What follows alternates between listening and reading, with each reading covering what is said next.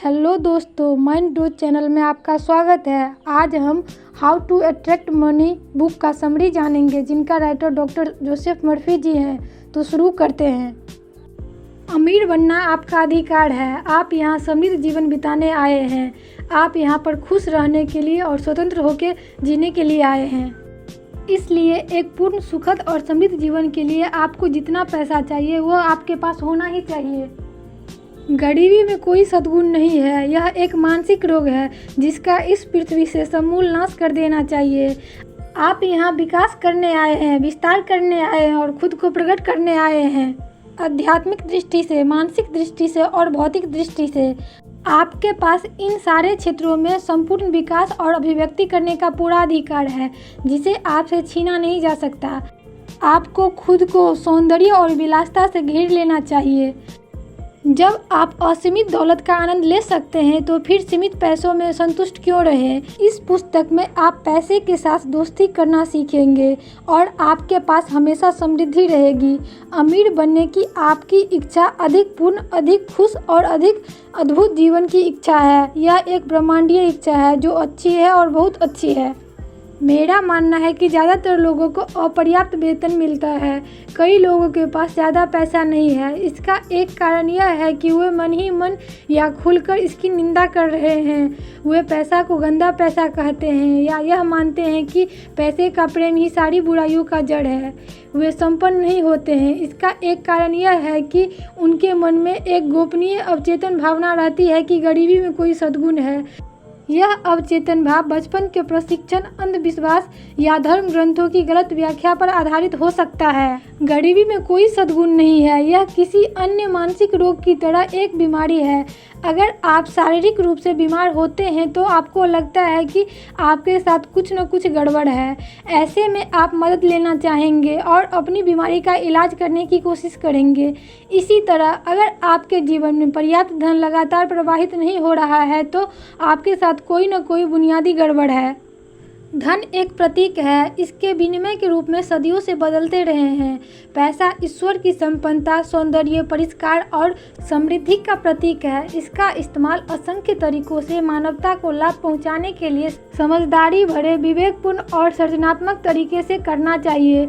यह किसी देश का आर्थिक स्वास्थ्य का प्रतीक है। जब आपका रक्त स्वतंत्रता से प्रवाहित होता है तो आप स्वस्थ होते हैं। इसी तरह जब पैसा आपके जीवन में स्वतंत्रता से प्रवाहित होता है तो आप आर्थिक दृष्टि से स्वस्थ होते हैं। दौलत चेतना की अवस्था है। यह दैवीय आपूर्ति के सतत प्रवाह के प्रति अनुकूलित मस्तिष्क का परिणाम है। जब आप दैवीय उपस्थिति के साथ चेतन रूप से बातचीत करते हैं, दावा करते हैं और जानते हैं कि यह सभी तरीकों से आपका नेतृत्व और मार्गदर्शन करती है, यह आपके पैरों के लिए एक मशाल की तरह है। यह आपकी राह की रोशनी है। इस तरह आप दैवीय रूप से समृद्ध होंगे और अपने सबसे बड़े सपनों से भी ज़्यादा सफल होंगे। सतत दौलत के विचार को अपने अवचेतन मन पर अंकित करने का एक सरल तरीका यह है कि मन के पहियों को रोक दे, शिथिल हो जाए, ध्यान को गतिहीन कर दे, मन की ध्यान अवस्था में चले जाएं। इससे प्रयास न्यूनतम हो जाता है। दौलत एक मानसिक अवस्था है। दिन में 3 से 4 बार खुद से धीरे धीरे कहे, खास तौर पर सोने से पहले, पैसा मेरे जीवन में हमेशा खुलकर प्रवाहित हो रहा है और हमेशा मेरे पास दैवीय समृद्धि है। जब आप ऐसा नियमित और सुनियोजित तरीके से करते हैं तो दौलत का विचार आपके ज़्यादा गहरे या अवचेतन मन में पहुंच जाएगा और आप दौलत की चेतना विकसित कर लेंगे। मशीनी दोहराव से दौलत की चेतना बनने में सफलता नहीं मिलेगी। तो जो भी कह रहे हैं उसकी सच्चाई महसूस करें। आदमी यह कहकर अपने अवचेतन मन का सहयोग हासिल कर सकता है, मैं हर दिन समृद्ध हो रहा हूँ, हर दिन मेरी दौलत और बुद्धिमानी बढ़ रही है, हर दिन मेरी दौलत बढ़ रही है, मैं आर्थिक दृष्टि से तरक्की कर रहा हूँ, विकास कर रहा हूँ और आगे बढ़ रहा हूँ। कई लोग स्वास्थ्य, दौलत और सफलता जैसे तीनों अमूर्त विचारों पर मनन करके अद्भुत परिणाम पाते हैं। स्वास्थ्य एक दैवीय ईश्वरीय गुण है। दौलत ईश्वर की है। यह शाश्वत और अंतहीन है। सफलता ईश्वर की है। ईश्वर हमेशा अपने सभी कामों में सफल होता है। दौलत आपकी विचार, इच्छा, गुण और सेवा की चाहत, मानव जाति को देने की क्षमता, समाज के लिए उपयोगी बनने की योग्यता और आमतौर पर मानवता के प्रति आपका प्रेम है। हमारी सारी बाहरी गतिविधियाँ और क्रियाएं मन के आंतरिक गतिविधियों का अनुसरण करती है। आंतरिक क्रिया सभी बाहरी क्रियाओं से पहले होती है। आप शारीरिक रूप से जो भी कदम उठाते हैं या आप वस्तुपरक तरीके से जो भी करते नज़र आते हैं, वह सब एक नक्शे के हिसाब से होता है जिसे पूरा करने के लिए आप विवश होते हैं। लक्ष्य को स्वीकार करने से लक्ष्य की प्राप्ति के साधन अपने आप आ जाते हैं। यकीन करें कि मनचाही चीज़ इसी समय आपके पास है और आप इसे पा लेंगे। एक ही चीज़ है जो हमें उस अमीरी से दूर रखती है जो हमारे चारों ओर फैली हुई है। यह एकमात्र चीज़ है हमारा मानसिक नज़रिया। यह एकमात्र चीज़ है ईश्वर, जीवन और संसार को देखने का हमारा दृष्टिकोण। इस सकारात्मक सत्य को जान ले, इस पर विश्वास करें और इसके अनुरूप काम करें। आप ईश्वर के महान नियमों के जरिए जो भी हासिल करना चाहते हैं वह पा सकते हैं, बन सकते हैं, कर सकते हैं। आप चेतना के अधिकार द्वारा हर चीज़ के मालिक हैं। स्वास्थ्य की चेतना स्वास्थ्य उत्पन्न करती है, दौलत की चेतना दौलत उत्पन्न करती है। अमीरी के राजमार्ग पर चलने के लिए आपको दूसरे की राह में रोड़े या बाधाएं नहीं रखनी चाहिए, न ही दूसरों के प्रति ईर्ष्या या डाह रखनी चाहिए। दरअसल इन नकारात्मक भावों का प्रश्रय देकर आप खुद को ही चारों ओर से नुकसान पहुंचा रहे हैं, क्योंकि आप ही तो हैं जो इसे सोच रहे हैं, महसूस कर रहे हैं। जैसा कबिम्बी ने कहा था, आप किसी दूसरे को जो सुझाव देते हैं वह आप खुद को दे रहे हैं। इस वजह से स्वर्णिक नियम एक ब्रह्मांडीय और दैवी नियम है। जैसा आप चाहते हैं कि लोग आपके बारे में सोचें, उनके बारे में वैसा ही सोचें। जैसा आप चाहते हैं कि लोग आपके बारे में महसूस करें, आप उनके बारे में वैसा ही महसूस करें। शिद्दत से कहें, मैं इस पृथ्वी पर चलने वाले हर इंसान के लिए जो चाहता हूँ वही मैं खुद के लिए भी चाहता हूँ। मेरे दिल की सच्ची इच्छा यह है कि हर जगह सभी लोगों को शांति, प्रेम, खुश, समृद्धि और ईश्वर का वरदान मिले। सभी लोगों की प्रगति, तरक्की और समृद्धि में आनंदित व खुश हो। जो भी आप अपने लिए सच करना चाहते हैं उसे हर जगह सभी लोगों के लिए सही माने। अगर आप खुशी और मानसिक शांति के लिए प्रार्थना करते हैं तो सभी लोगों के लिए शांति और खुशी का दावा करें। किसी दूसरे को किसी खुशी से वंचित करने की कोशिश न करें। अगर आप ऐसा करते हैं तो आप खुद को वंचित करते हैं। जब पैसा आपके मित्र के पास आता है तो यह आपके पास भी आता है। सभी को अपनी समस्याएं सुलझाने के लिए अंदरूनी मार्गदर्शन लेना चाहिए। यदि आपके पास कोई आर्थिक समस्या है तो रात को सोने से पहले यह दोहराएं, मैं चैन से सोऊंगा। मैंने यह मामला अपने अंदर की ईश्वरीय बुद्धिमत्ता के हवाले कर दिया है। यह जवाब जानती है। जब सुबह सूरज उगेगा तो मेरा जवाब भी मेरे सामने आ जाएगा। किसी समस्या पर परेशान न हो, चिंता न करें, आवेश में न आए। रात की नींद से सही सलाह मिलती है। समस्या पर सो जाएं। आपकी बुद्धि आपकी सारी समस्या को नहीं सुलझा सकती। उस रोशनी के लिए प्रार्थना करें जो आने वाली है। याद रखें कि भोर हमेशा आती है, छाएं दूर चली जाती है। हर रात की नींद को एक संतुष्टि भरा आनंद बनने दें। विचार या मानसिक चिंतन की अपनी खुद की शक्ति को पहचान ले।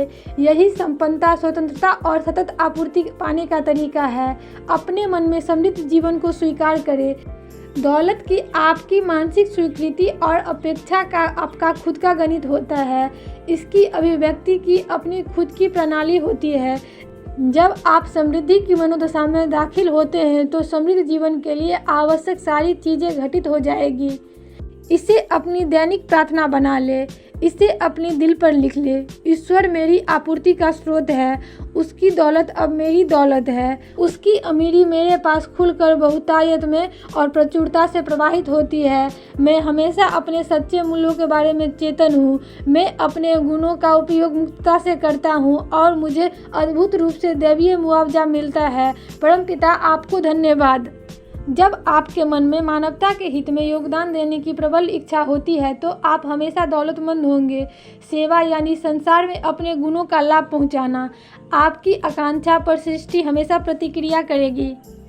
सही विचार, भावना और विश्वासों के जरिए आप अपनी खुद की तकदीर तय करते हैं, ढालते हैं, बनाते हैं और आकार देते हैं। यह आपको सिखाती है कि आप किसी भी समस्या को सुलझा सकते हैं, किसी भी स्थिति से उबर सकते हैं और आप सफल होने, जीतने और विजय पाने के लिए पैदा हुए हैं।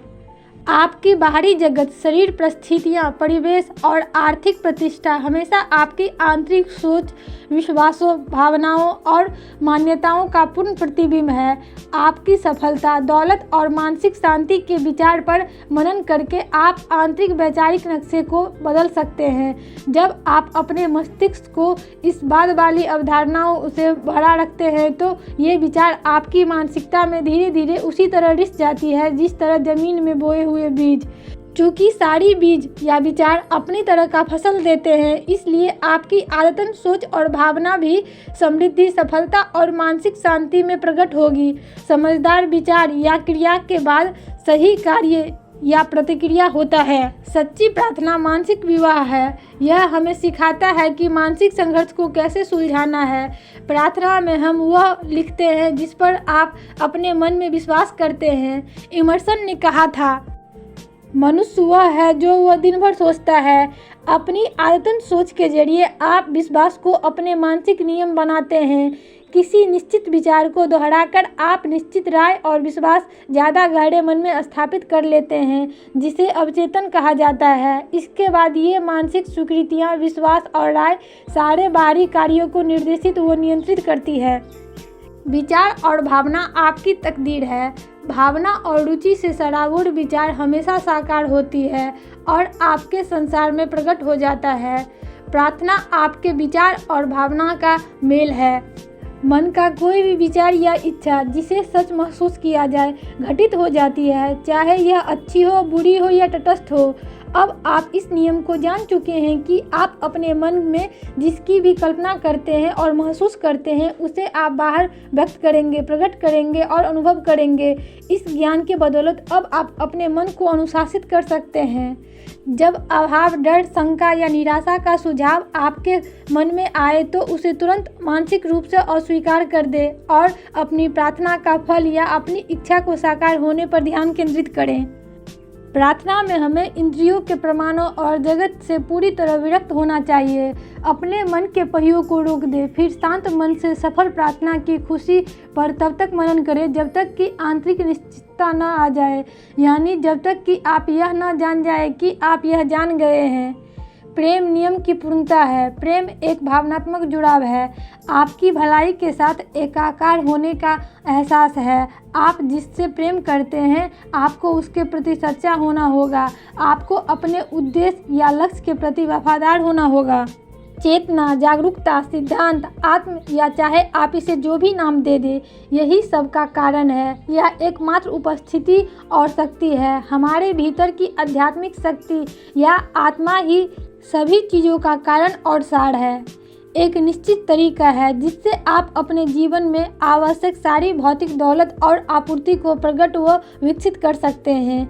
दिन में बार बार यह कहें, ईश्वर मेरी आपूर्ति का स्रोत है और मेरी सारी आवश्यकताओं को हर पल हर जगह पूरी कर रही है।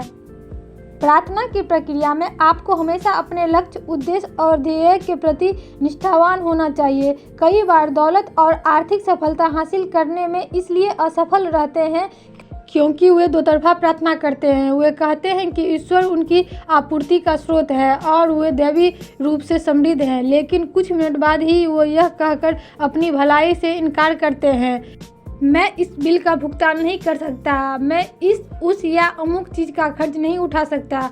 या वे खुद से कहते हैं, कोई सांप मेरा पीछा कर रहा है, मैं महीने का खर्च नहीं चला सकता, मेरे पास गुजारा करने के लिए पर्याप्त नहीं रहता। ऐसे सारे कथन बेहद विनाशकारी हैं और आपकी सकारात्मक प्रार्थना को विफल कर देते हैं। इसे ही दो तरफा प्रार्थना कहा जाता है। आपको अपनी योजना या अपने लक्ष्य के प्रति निष्ठावान रहना होगा। आपको आध्यात्मिक शक्ति के, अपने ज्ञान के प्रति सच्चा रहना होगा।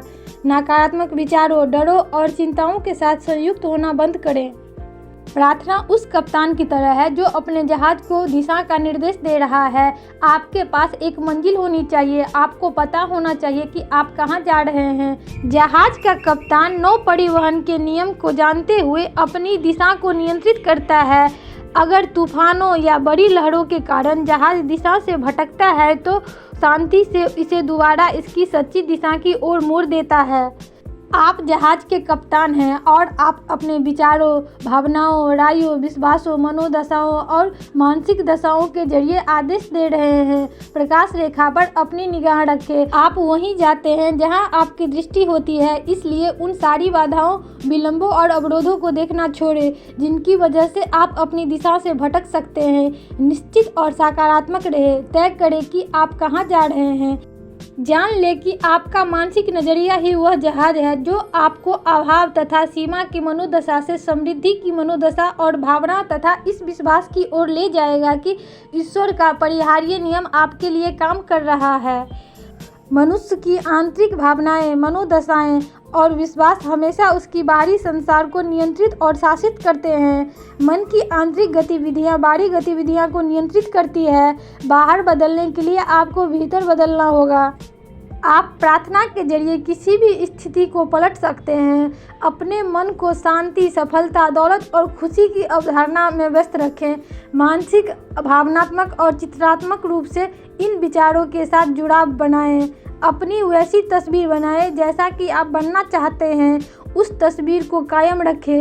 खुशी, आस्था और अपेक्षा से उसे पोषण दें। आखिरकार आप इसका अनुभव करने में सफल होंगे। यह दावा करें, महसूस करें, विश्वास करें, ईश्वर वैभव में अपनी दौलत के अनुसार मेरी सभी जरूरत को पूरा करता है। मैं दैवी रूप से अभिव्यक्त हूँ और मेरी आमदनी अद्भुत है। विचार पिता है, भावना माँ है। यह आपके जीवन में हमेशा दिशा दे रहा है। दैवी बुद्धिमत्ता को अपने मार्गदर्शन बनने दे। अपने भीतर की व्यक्तिपरक बुद्धिमत्ता को सभी तरीकों से अपना नेतृत्व करने दे, मार्गदर्शन करने दे और शासन करने दे। अपना आग्रह अंदर वास करने वाली उपस्थिति के हवाले कर दे और अपने दिल और आत्मा में जान ले कि यह आपकी चिंता दूर कर देगी, घाव को भर देगी और आपकी आत्मा को दोबारा समभाव व शांति तक पहुंचा देगी। वो दिल व दिमाग को खोले और कहे, ईश्वर मेरा पायलट है, यह मेरा नेतृत्व करता है, यह मुझे समृद्ध बनाता है, यह मेरा परामर्शदाता है। अपनी प्रार्थना को सुबह और रात होने दे। मैं एक मार्ग हूँ जिसके जरिए ईश्वर की दौलत अनंत रूप से प्रचुरता में और मुक्तता से प्रवाहित होती है। इस प्रार्थना को अपने दिल पर लिख ले और अपने दिमाग पर अंकित कर ले। ईश्वर की महिमा की प्रकाश रेखा पर ध्यान केंद्रित करें। आस्था व लगन के जरिए आप जीवन में अपने लक्ष्य को हासिल कर सकते हैं। स्वर्ग की सारी दौलत यहीं आपके भीतर है और मुक्त होने का इंतजार कर रही है। शांति, खुशी, प्रेम, मार्गदर्शन, प्रेरणा, सद्भाव और समृद्धि सभी इसी समय मौजूद है। ईश्वर की दौलत को अभिव्यक्त करने के लिए आपको बस इतना करना है कि आप अभी के वर्तमान अपनी सीमा को छोड़ दे, मानसिक तस्वीर में दाखिल हो और एक सुखद, खुशनुमा मनोदशा में अपने लक्ष्य के साथ एक हो जाएं। दोस्तों, इस तरह का और बुक समरी पाने के लिए प्लीज़ चैनल को सब्सक्राइब कीजिए। थैंक यू सो मच जो आपने अपना बहुमूल्य समय दिया। आप और किस बुक का समरी चाहते हैं हमसे शेयर कीजिए। हम जल्द ही बनाने की कोशिश करेंगे।